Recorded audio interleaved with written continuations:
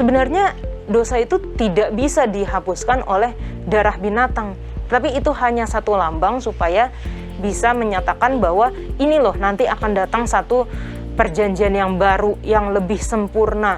Mereka dekat dengan Tuhan. Mereka bergantung kepada Tuhan. Apapun yang mereka katakan, pikirkan, lakukan, mereka bergantung dengan Tuhan. Ada satu rahasia akan kuberitahu. Yang bangkit akan diubahkan, lalu kita yang tidak mengalami kematian, tubuhnya akan diubah seketika.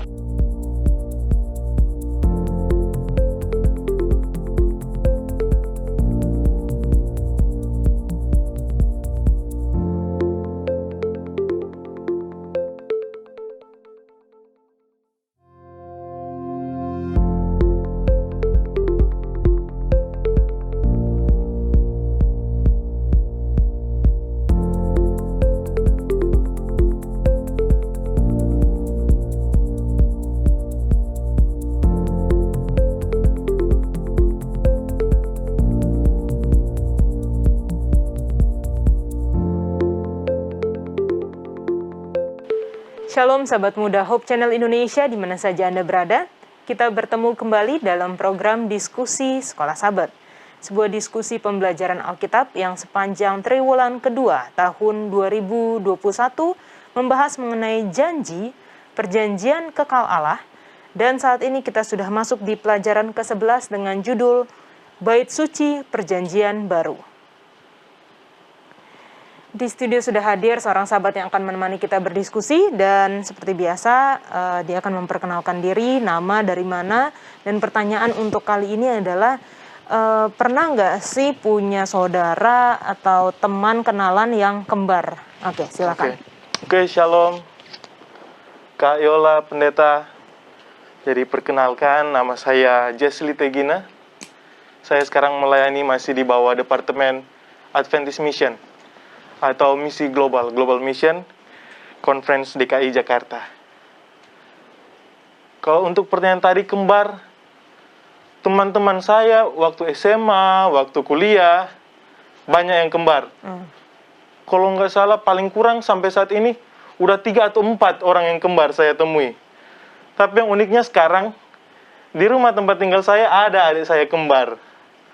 Dan mereka itu sangat mirip.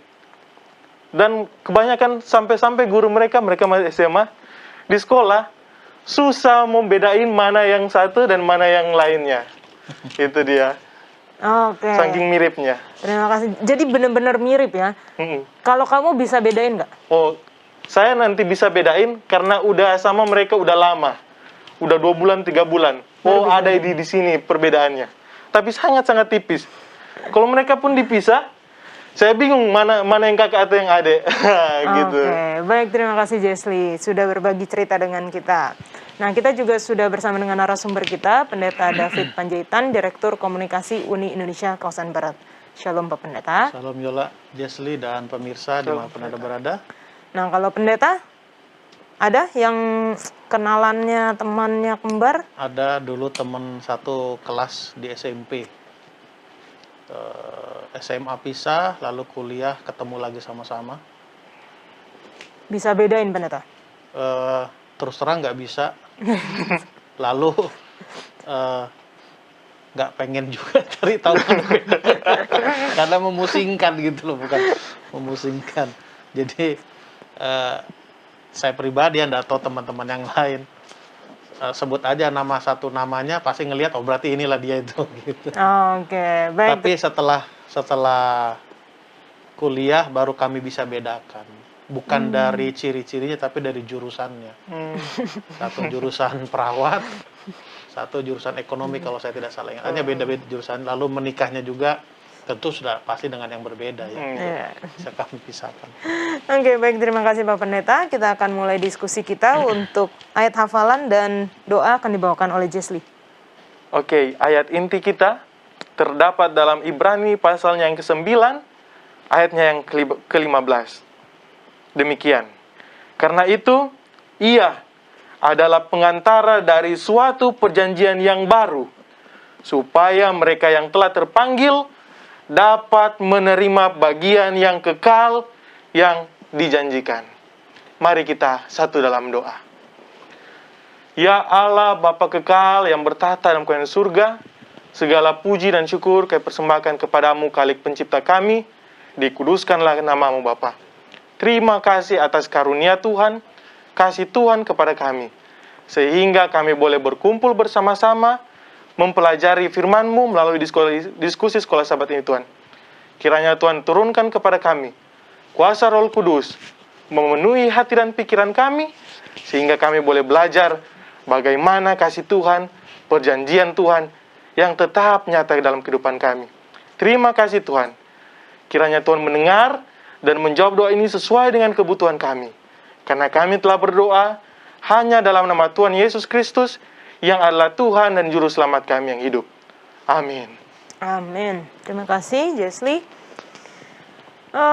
Tadi ketika saya bertanya mengenai kembar kepada Jesli dan pendeta, mereka tidak bisa membedakan mana yang kakak, mana yang adik, kembar dari teman-teman atau saudara mereka. Dan begitu pula juga dengan saya. Terlebih lagi, kalau masih anak-anak, biasanya orang tuanya suka memakaikan pakaian yang sama. Gaya rambutnya sama. Apalagi kalau perempuan, wah aksesorisnya. Dan semua-muanya gitu. Waktu masih kecil, bikin sama banget. Sudah mulai besar mungkin masih tetap sama. Kalau laki-laki mungkin agak risih ya kalau masih samaan terus bajunya atau apa gitu. Untuk wanita mungkin masih bisa disama-samain gitu. Kecuali kalau potongan rambutnya yang berbeda dan sebagainya. Nah, ketika kita melihat kembar, ini kita yang tidak bisa dibedakan. Ada satu cerita di pelajaran Sabat petang mengenai seseorang yang dapat mengenali mungkin saudaranya atau kembarannya hanya karena dari cara dia berjalan, cara dia dalam gaya-gaya, lalu gambaran, mungkin bayangannya gitu, mirip sekali bentuk tubuhnya, cara dia berbicara, dan ini bisa menunjukkan seseorang kepada, oh, kamu pasti dia, karena dia pernah bilang dia punya seorang saudara. Pelajaran kita sepanjang pekan ini akan mempelajari mengenai bait suci, yang adalah satu gambaran, yang adalah satu bayangan akan apa yang akan datang di dalam perjanjian baru. Kita akan lanjutkan pelajaran kita, jangan kemana-mana.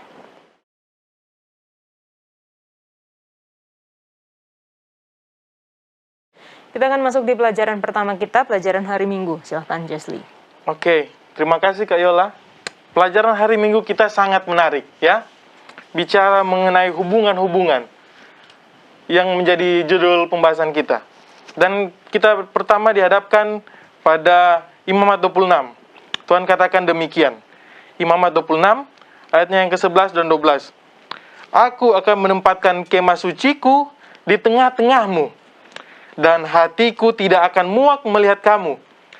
Tetapi aku akan hadir di tengah-tengahmu, dan aku akan menjadi Allahmu, dan kamu akan menjadi umatku. Inilah yang Tuhan bilang dalam Imamat 26, ayat 11 dan 12. Kita belajar pada hari Minggu tentang hubungan-hubungan. Bagaimana hubungan itu apa? Membutuhkan di sana kedekatan, interaksi di sana, kasih, tolong, menolong, dan hal-hal inilah yang membuat hubungan itu apa?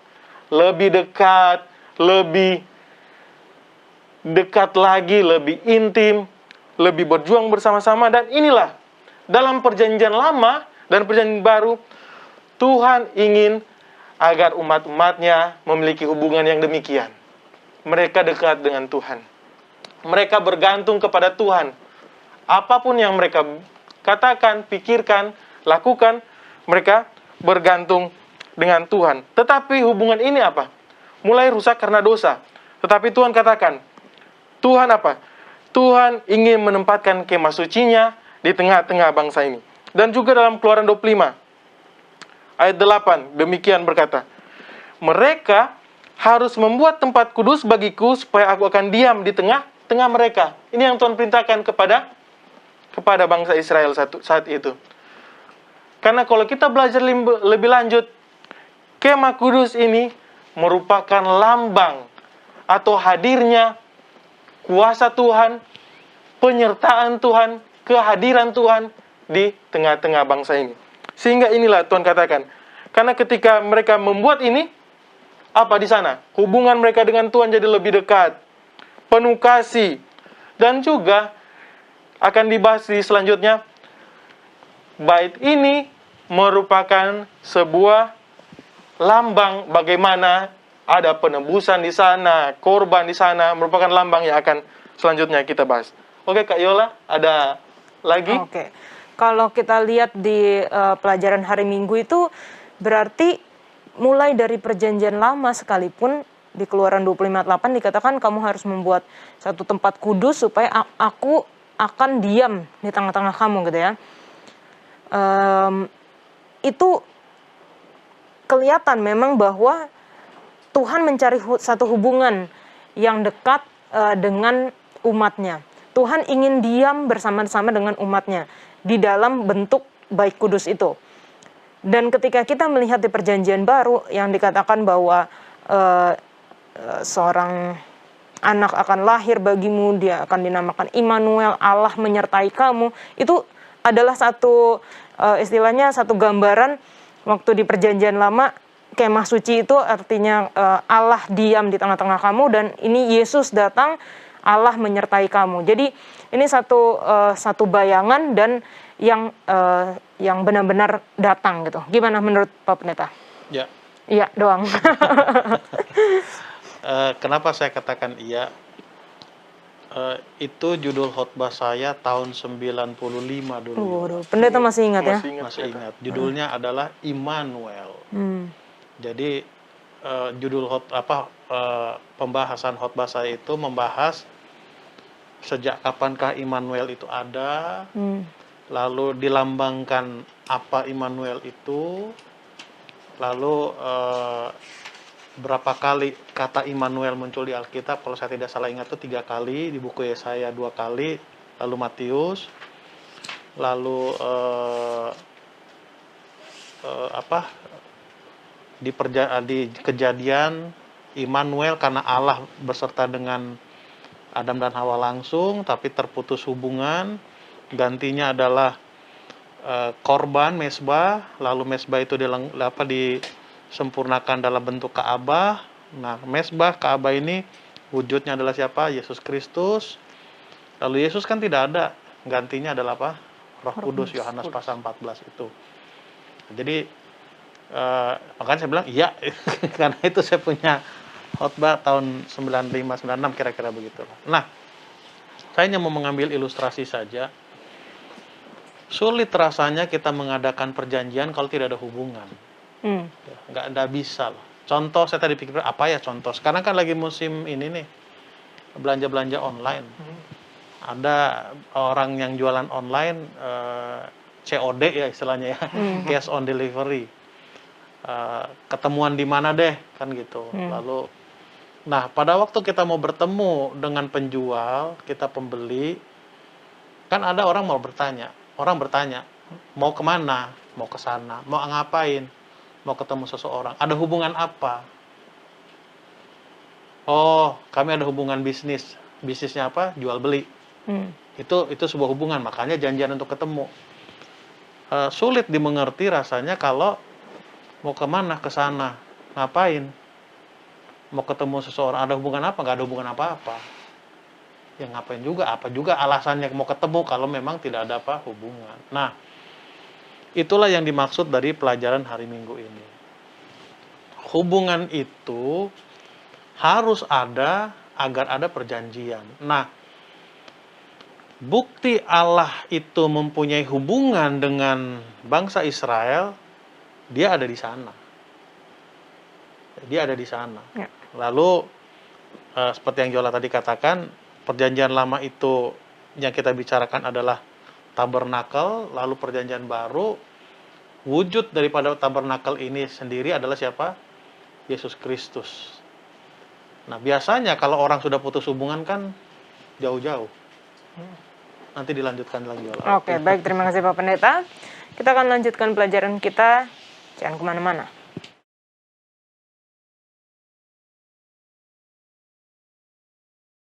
Kita lanjutkan pelajaran kita di hari Senin. Judulnya adalah dosa, korban, dan penerimaan. Nah, kita bisa lihat pelajaran untuk hari ini ketika kita mempelajari mengenai upacara-upacara di Bait Suci. Yang pelajaran kemarin, yang hari Minggu, itu menyatakan mengenai hubungan bahwa Allah itu ingin mempunyai hubungan yang dekat dengan umatnya. Buktinya tadi dengan disuruh membuat bait suci dan bagaimana kemuliaan Tuhan turun, dan dinyatakan terlebih lagi di perjanjian baru dengan Yesus, yaitu Immanuel, Allah menyertai kita. Nah, ketika kita melihat upacara bait suci, kita akan melihat satu bayangan, satu lambang, simbol yang kemudian digenapi oleh Yesus Kristus. Kita baca di dalam Ibrani 9 ayat 22. Dan hampir segala sesuatu disucikan menurut hukum Taurat dengan darah, dan tanpa penumpahan darah tidak ada pengampunan. Ayat ini menyatakan betapa kejinya dosa itu.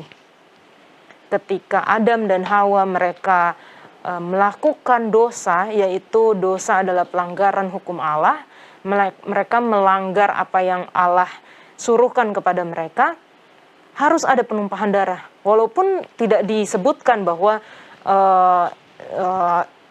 ada domba atau ada darah, ada binatang yang disembelih, tapi kita bisa melihat gambarannya ketika Tuhan membuatkan baju mereka dari kulit binatang. Nah, artinya ketika mereka mencoba untuk menyelamatkan diri mereka sendiri, menutupi ketelanjangan mereka dengan daun, baju-baju yang dari daun, Tuhan membuat satu cara, ini loh, kalau kamu mau percaya kepada saya, kalau kamu mau aku memberikan kasih karuniaku kepadamu, ini loh baju dari kulit binatang, dan ada domba yang tersembelih di sana. Nah, kita melihat di pelajaran hari Senin bahwa orang-orang pada bangsa Israel pada waktu itu, ketika mereka berdosa, mereka harus datang ke bait suci, mereka harus mengorbankan korban, baik itu domba ataupun binatang lainnya yang diatur di dalam hukum, dan imam membawa darah dari korban itu dipercikan di dalam bait suci. Apa sih yang kita bisa pelajari dari situ? Di sini dikatakan, perhatian yang benar ditujukan kepada penggunaan dan memercikan darah hewan korban yang dilakukan dalam beberapa cara. Sesungguhnya peran darah dalam upacara korban bangsa Israel ada satu gambaran yang menyatukan. Seseorang yang berdosa berarti telah merusak hubungan perjanjian dan hukum yang mengaturnya, dapat dipulihkan dalam persekutuan penuh dengan Allah dan manusia dengan membawa seekor binatang korban sebagai pengganti. Korban-korban dengan semua upacaranya adalah cara yang ditentukan Allah untuk membersihkan kesalahan dan dosa. Semua itu dilembagakan untuk membersihkan orang berdosa, memindahkan dosa dan kesalahan pribadi ke bait suci melalui pemercikan darah, dan memulihkan kembali persekutuan perjanjian yang penuh dari dia yang melakukan kesalahan dan Allah yang adalah Tuhan yang menyelamatkan. Jadi ketika seorang melakukan dosa, dia menyembelih korban atau binatang, istilahnya kayak ditransfer lah dosa-dosanya itu ke binatang itu, dan ketika disembelih maka darahnya keluar, ditransfer lah dosa itu ke darah, lalu ketika darah dipercikan ke bait suci, dipindahkan lagi lah dosa itu ke bait suci yang satu tahun satu kali akan diadakan hari Grafirat. Dan kalau kita lihat di Ibrani 10 ayat 4 dikatakan, sebab tidak mungkin darah lembu jantan atau darah domba jantan menghapuskan dosa. sebenarnya dosa itu tidak bisa dihapuskan oleh darah binatang.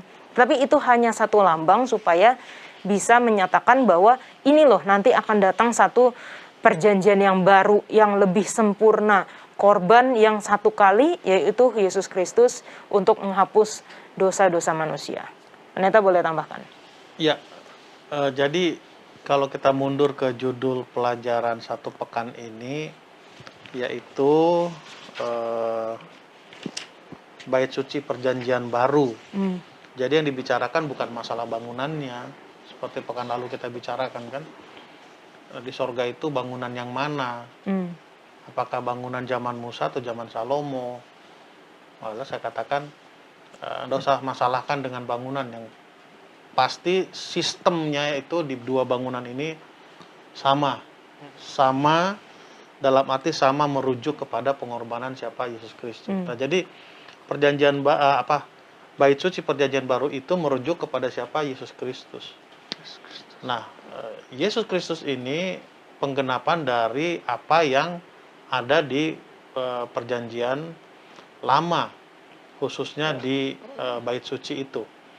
Korbannya Yesus, lalu ada penyucian juga Yesus, lalu ada di sana roti, ada terang, ada minyak, dan sebagainya. Semua yang ada di Bait Suci itu merujuk kepada siapa? Kepada Yesus. Nah, dari semua yang ada di Bait Suci itu, yang merujuk kepada pengorbanan atau pengampunan dosa, yang merujuk kepada pengorbanan Yesus, yaitu anak domba tadi. Anak domba itu ya, anak domba itu. Jadi itulah yang banyak dibicarakan, khususnya dalam buku Buku Ibrani. Oke, baik, terima kasih Pak Pendeta. Kita akan lanjutkan pelajaran kita setelah yang satu ini.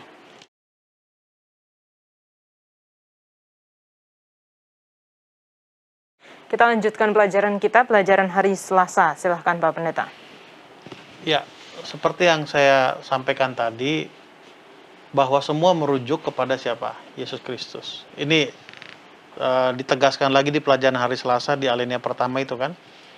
Tidak ada keraguan, salah satu dari tema kunci, jika bukan tema kuncinya, Perjanjian Baru adalah Yesus Kristus mati sebagai korban bagi dosa-dosa manusia. Kebenaran ini adalah dasar rencana keselamatan. Setiap teologi yang menyangkal darah perdamaian Kristus menolak inti kekristenan. Salib tanpa darah tidak dapat menyelamatkan seseorang. Jadi yang menggantikan kita itu adalah siapa? Yesus Kristus. Dan tidak ada yang bisa menggantikan selain Yesus, walaupun praktek di Perjanjian Lama itu dengan mengorbankan hewan, menumpahkan darah, itu sebetulnya tidak cukup, tidak cukup. Tetapi itulah lambang yang digunakan waktu itu, karena itu akan merujuk kepada pelajaran pekan depan, yaitu tentang base-nya adalah iman. Seberapa yakinkah kita bahwa lambang itu bisa menghapus dosa kita? Seberapa yakinkah kita bahwa Yesus Kristus itu memang sudah cukup untuk menghapus dosa, pengorbanan maksudnya, mengampuni dosa-dosa kita. Sama seperti yang dikatakan Rasul Paulus, iman kita itu percuma kalau tanpa kebangkitan Yesus. Oke, dia datang, it's okay. Dia mati, it's okay. Semua tokoh-tokoh dari agama-agama lain juga kan dia datang, ada lah ya, dia hidup dengan kebaikannya, mati. Bedanya Yesus bangkit. Makanya Rasul Paulus katakan, sia-sialah keyakinan kita kalau tanpa kebangkitan siapa? Yesus. Kebangkitan Yesus.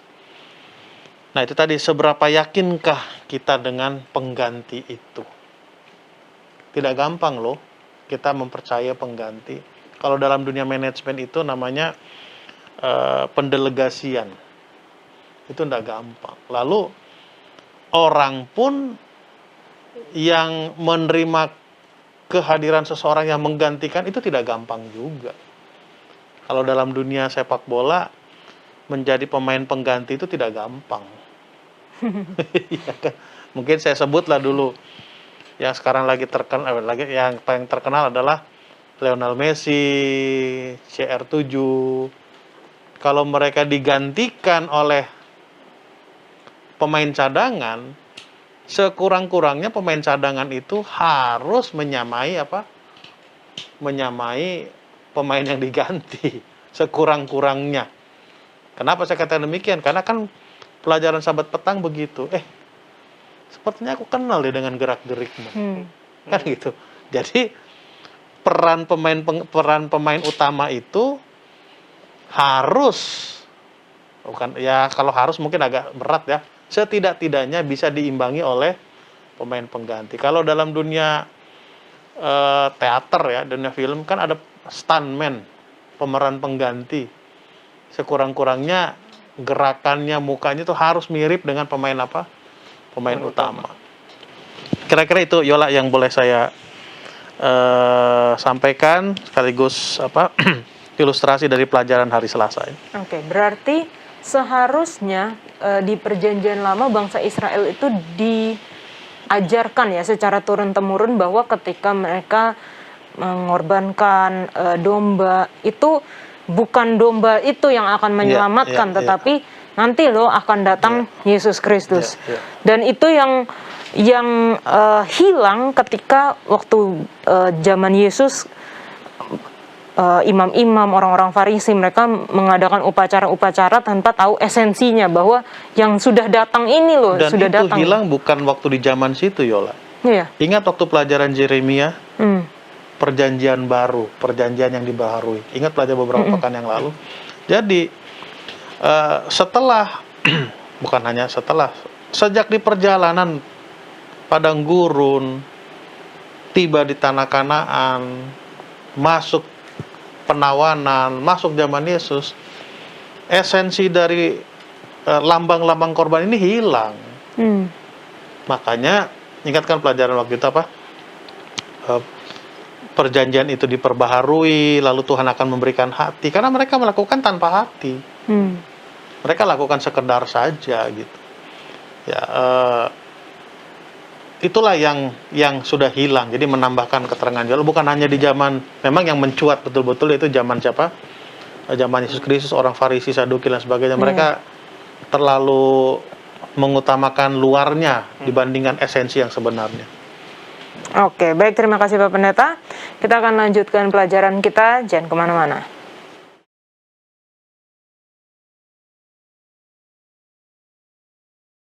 Kita lanjutkan pelajaran kita hari Rabu, silakan Jesli. Oke, terima kasih Kak Yola. Di hari Rabu kita bicara judul besarnya Imam Besar Perjanjian Baru. Oke. Jadi kalau kita belajar Imam Besar Perjanjian Baru, pasti semua itu tentang Ka'bah di dunia. Semua berfokus pada Ka'bah, dan yang terakhir ialah hewan untuk disembeli. Hewan untuk disembeli. Tetapi seperti yang pendeta bilang tadi, semua ini hanya bayangan waktu di Perjanjian Lama. Waktu di Perjanjian Lama semua hanya bayangan dan digenapi di Perjanjian Baru. Digenapi di Perjanjian Baru, Kristus menjadi korban yang sempurna, yang tidak bercacat celah. Dan inilah yang menjadi simbol.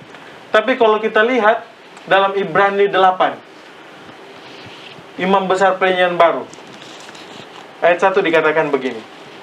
Inti segala yang kita bicarakan itu ialah kita mempunyai imam besar yang demikian, yang duduk di sebelah kanan tahta yang maha besar di sorga, dan yang melayani di tempat kudus, yaitu dalam kemah sejati, didirikan oleh Tuhan dan bukan oleh manusia. Ini yang kita belajar. Jadi kalau di Perjanjian Lama kita belajar imam besar dalam Ka'bah itu dari suku Lewi, mereka adalah seorang manusia yang masih mempunyai kelemahan, kekurangan. Mereka membuat pelayanan untuk korban di sana, tetapi Perjanjian Baru bukan lagi mereka. Tetapi Yesus sendiri yang sebagai korban telah mati, disembeli. Dan juga sebagai imam besar. Dia imam besar kita. Dia duduk di sebelah kanan tahta yang maha besar di sorga. Inilah yang kita belajar. Bukan imam besar duniawi dan bukan di Ka'bah duniawi, tetapi imam besar di sorga, dan Ka'bah di sorga yang dibuat oleh Allah sendiri. Dan kalau kita belajar, sama seperti keimamatan imam di dunia, begitu pula pelayanan keimamatan di sorga. Gantinya, kalau kita belajar di perjanjian lama, dikorbankan hewan. Pendeta tadi bilang, hewan itu nggak cukup. Hewan nggak cukup untuk menebus dosa-dosa kita. Tetapi Kristus sendiri, yang satu-satunya imam kita. Imam kita, pengantara kita, dan dia sendiri juga sebagai korban keimamatan. Dan fungsi Kristus ialah mempersembahkan korban, dan ini mendamaikan dosa untuk manusia. Dan kalau kita lihat tindakan Kristus di kayu salib, itu merupakan tindakan yang sangat-sangat tidak ternilai. Sangat-sangat tidak ternilai bagaimana Kristus yang tidak bercacat celah, dia boleh mengorbankan dirinya di kayu salib untuk mereka boleh selamat. Yang bukan lagi korban hewan yang demikian, domba dan lain sebagainya, tetapi dia sendiri mengatakan, di sini dikatakan persembahan akan dirinya sendiri adalah suatu tindakan sukarela. Dia menyerahkan hidupnya oleh kehendak bebasnya dan menjadi anak domba Allah yang menghapus dosa dunia, yang tidak bernoda, tidak bercacat, dan dia menjadi penebus. Inilah yang kita belajar. Mungkin ada tambahan dari pendeta yang imam besar perjanjian baru ini, pendeta. Menarik sekali ini, pendeta. Oke. Terima kasih, Yesli. Pekan lalu ya, Yola, ya, kita bicara imam juga ya. Enggak. Imam itu di bait suci ada 2 imam dan imam besar. Imam itu diterjemahkan chief of the tribes, lalu mediator juga juru bicara manusia kepada Tuhan. Nah, imam bekerja itu setiap hari, nggak setiap hari bekerja, tetapi imam besar itu bertugas setahun sekali. Itulah yang tadi Yola sudah singgung, namanya hari Grafirat, ya, atonement. Prosesnya kita sama-sama tahu lah, itu tidak perlu diulangi lagi. Potong domba, lalu ada 2 domba, Hasasel, dan apa-apa lain sebagainya. Nah, buku Ibrani katakan bahwa imam besar kita itu adalah Yesus Kristus. Ya, imam besar kita adalah Yesus Kristus. Dan dia sekarang sudah di sorga melayani sebagai mediator, ya sehingga buku Ibrani juga katakan kita dengan penuh keberanian menghadap tahta kasih karunia oleh karena ada siapa? Yesus Kristus sebagai media kita. Saya pernah khotbahkan satu ayat di Yohanes pasal yang ke-14 ayat yang kedua. Ayat ini sering disampaikan oleh para pembicara itu merujuk kepada sorga. Tapi saya melihat dimensinya agak sedikit berbeda. Di rumah Bapakku banyak tempat tinggal, jika tidak demikian tentu aku mengatakannya kepadamu, sebab aku pergi ke situ untuk menyediakan tempat bagimu. Ada satu kata yang diulangi 2 kali, itu kata apa? Tempat. Lebih jelas itu dalam bahasa Inggrisnya, kata tempat yang pertama itu adalah mansions. Lalu kata tempat yang kedua itu adalah place. Ada perbedaan dari 2 tempat ini. Kenapa? Kalau kita mengartikan bahwa Yesus ke sorga itu untuk menyediakan tempat sorga buat kita, saya pikir itu sudah nggak tepat. Karena sorga kan sudah ada sebelum dunia ini ada. Kan begitu. Jadi apa yang Yesus sediakan? Nah, itu merujuk kepada kata tempat yang kedua itu place. Place itu adalah topos. Topos itu ada 2 pengertiannya. Pengertian yang sebenarnya dengan pengertian metafora, kiasan. Kalau yang sebenarnya itu memang contohnya ini tempat duduk, noun, kata benda itu ada. Tapi saya melihat ini merujuk kepada metafora. Topos di sana itu adalah space, opportunity, kesempatan dan lain sebagainya. Nah, apa hubungannya imam besar kita itu dengan Nah, ayat ini. Secara prinsip, setelah Adam dan Hawa jatuh ke dalam dosa, kan kita tidak punya tempat. Tidak punya kesempatan kembali untuk masuk dalam kerajaan sorga. Nanti kita sambung, Yola. Oke, baik. Terima kasih, Pendeta. Kita akan sambung setelah yang satu ini.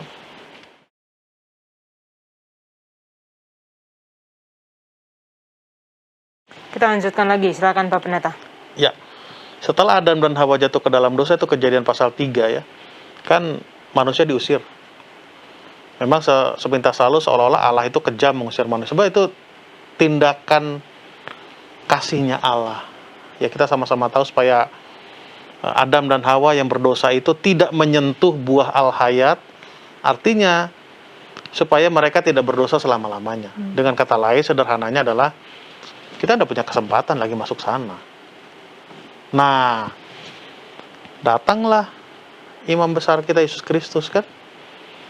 Dia sudah datang, dia melayani, dia mati dan dia bangkit. Ingat peristiwa pada waktu Yesus bangkit hari pertama pekan itu, first day of this week.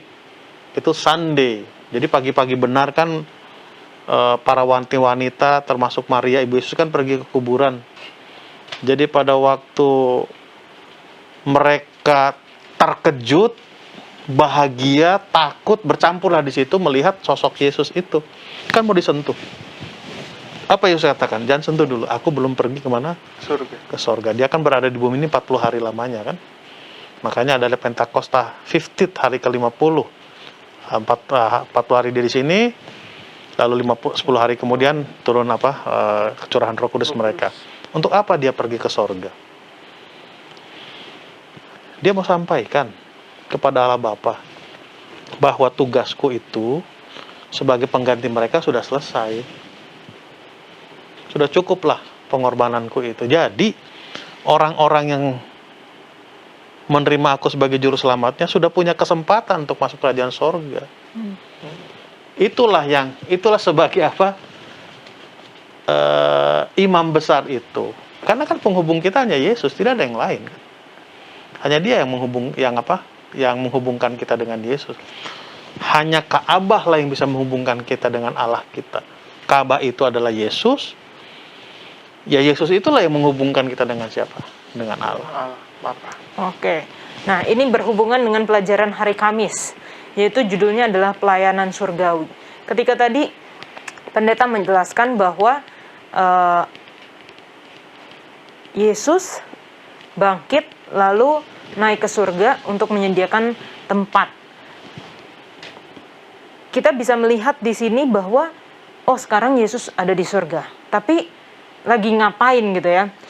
Tadi pendeta juga sudah jelaskan ya bukan menyiapkan tempat secara fisik, bukan artinya ini nanti rumahnya ini kayak gini nanti. Nah, enggak seperti itu.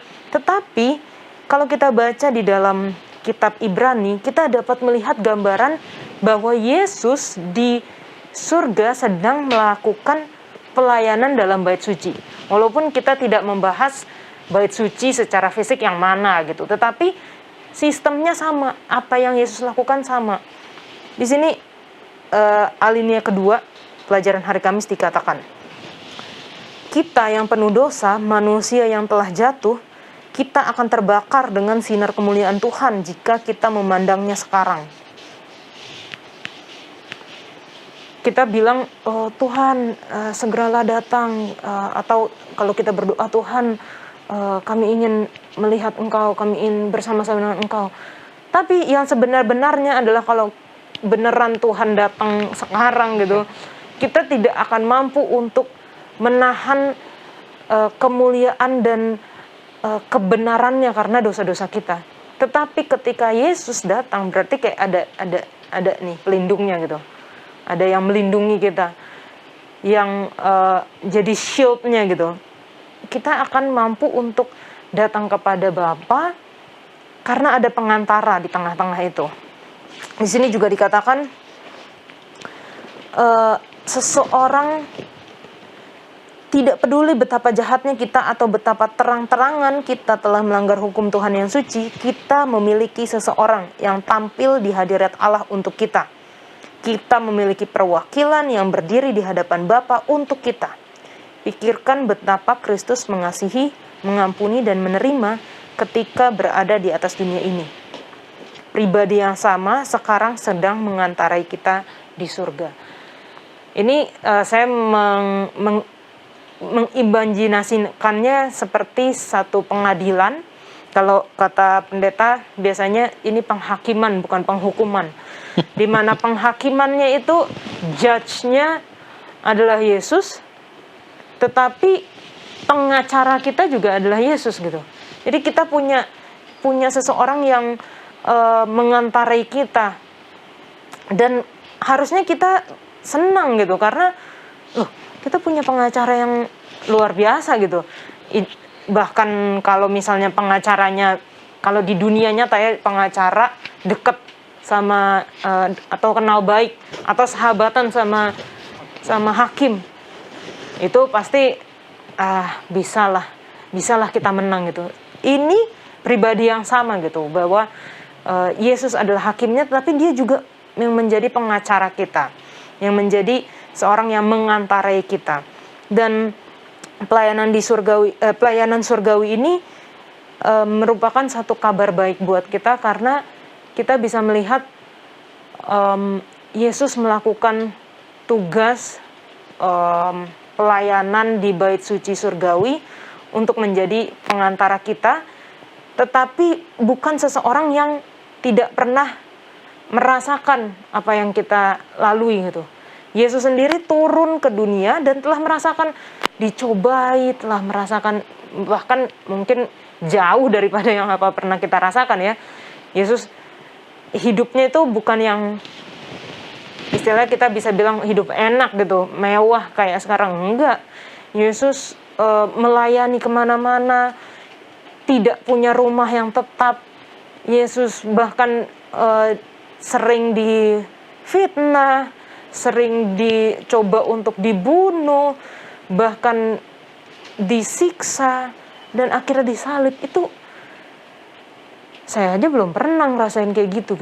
Tapi Yesus sudah pernah, dan dialah yang mengantarai kita. Dia yang merasakan pencobaan-pencobaan kita, dia sekarang yang mengantarai kita. Jadi ini satu kabar yang luar biasa, karena kita memiliki Yesus sebagai pengantara kita di dalam pelayanan surgawi.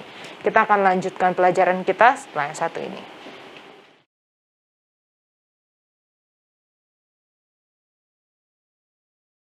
Baik, kita lanjutkan. Pendeta, ada yang mau ditambahkan dari pelajaran sebelumnya, atau sebelum kita masuk di hari Jumat dan kesimpulan, pendeta? Banyak sih mau ditambahkan. Waktunya cukup panjang. Waktunya aja. Oke. Saya mau lanjutkan yang tadi ya, masalah topos itu. Jadi bicara masalah pelayanan, saya simpelnya, kita tidak tahu pelayanan Yesus itu bagaimana di sorga. Tapi yang saya mau sampaikan tuh simpelnya begini. Jadi contoh, dulu itu David itu dia rombongan orang berdosa itu. Dia tidak punya hak, tidak punya kesempatan untuk masuk dalam kerajaan sorga. Tapi sorga itu ada memang kan, bangunannya ada. Tapi dia sudah terima saya sebagai juru selamatnya.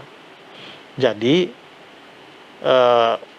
yang seharusnya dia itu dihukum mati, hukumannya itu saya sudah tanggung. Dan saya sudah mati dan sudah bersabar. Ini lebih diskusi dengan Allah Bapa lah istilahnya. Jadi dia itu punya hak untuk masuk dalam kerajaan sorga. Itulah istilah topos itu. Jadi paling tidak pelayanan itulah yang Yesus lakukan di sorga. Bayangkan berapa banyak yang harus dia klaim, itu yang pertama. Lalu yang kedua, tadi Yola singgung masalah judge-nya siapa, lawyer-nya siapa. Judge-nya Yesus sendiri, lawyer sendiri. Yang menarik adalah yang membuat hukumnya itu ya mereka dia juga gitu. Kalau ya di dunia ini kan yang bikin hukumnya lain, yang membaca hukumnya juga lain, sehingga tafsirnya juga lain-lain. Kan itu yang menjadi menarik. Nah ya Yola tadi katakan, kalau memang lawyernya hebat dalam arti bisa mengerti spirit daripada KUHP itu, bisa mengerti atau mempunyai hubungan baik dengan para hakim yang di sana sehingga bisa meyakinkan, itu kita lebih yakin. Nah, bayangkan pengacara kita itu adalah hakimnya sendiri dan yang membuat hukumnya. Dan bukan hanya itu lagi, dia sudah menjalaninya. Nah, itu yang menarik dari apa? Dari keimamatan. dari imam besar kita itu ya, sistem penghakiman itu. Lalu tambahan yang berikutnya, ini saya berimajinasi lagi. Saya sering katakan ini, ilustrasi ini. Saya orang Batak asli, tapi lahir di Pekalongan, Jawa Tengah, besar di Bandung, sehingga lidah saya itu lidah Jawa Barat ya, sebab kalau makan tuh ya. Tapi melayani di Sumatera Utara 15 tahun. Bayangkan Yola, apa yang saya harus lakukan ketika saya tiba di Sumatera Utara. Saya harus berubah, melatih diri saya ini, terutama selera makan saya, supaya sama seperti orang yang ada di sana. Tahu berapa lama? Paling nggak 15 tahun saya melatih diri, sehingga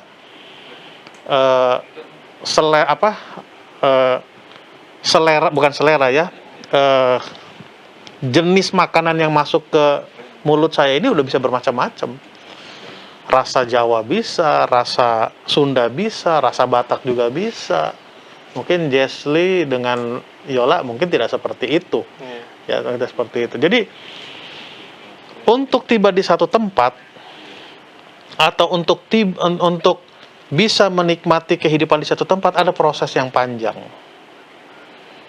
Nah, itulah yang dikatakan dalam keyakinan gereja kita, dari justification kepada sanctification.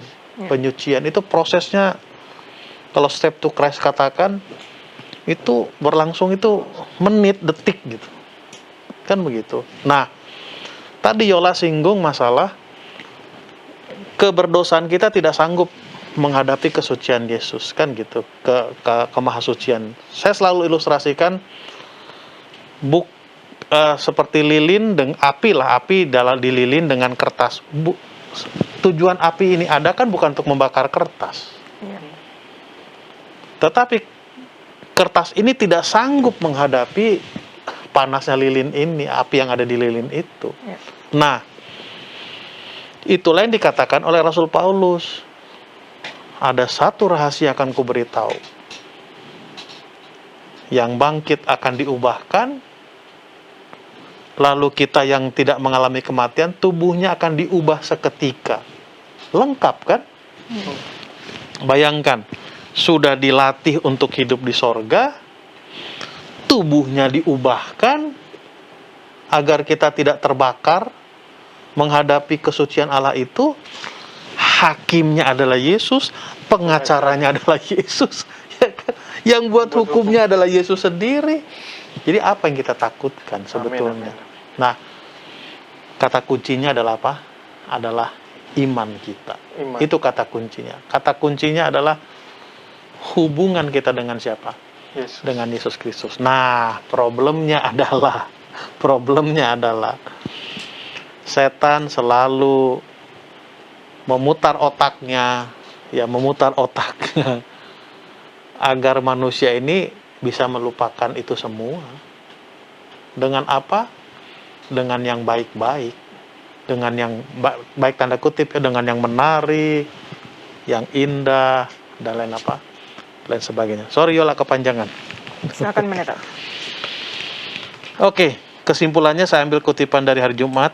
Yesus melanjutkan, sebagaimana kamu mengaku aku di hadapan manusia, demikian juga aku akan mengaku kamu di hadapan Allah dan malaikat-malaikat yang suci. Jadi, kalau kita malu mengaku bahwa kita pengikut Kristus, maka Kristus pun akan malu mengaku kita di hadapan Bapa kita. Artinya apa? Kalau kita tidak menunjukkan perubahan kita, ya Yesus pembela kita tidak akan katakan itu adalah orang-orang yang sudah kubela, orang-orang yang layak untuk masuk dalam kerajaan surga. Baik, terima kasih Pak Pendeta, terima kasih juga Jesli sudah berdiskusi bersama. Apa yang Yesus tawarkan kepada kita sudah lengkap dengan bait suci perjanjian baru, bagaimana Dia datang ke dunia, dia menggenapi semua sistem bait suci, dan dia mati untuk menebus dosa-dosa kita. Dia bangkit mempersiapkan tempat bagi kita. Apalagi yang kita tunggu? Datanglah kepada Yesus saat ini juga. Kita akan bertemu di episode selanjutnya. Tuhan Yesus memberkati.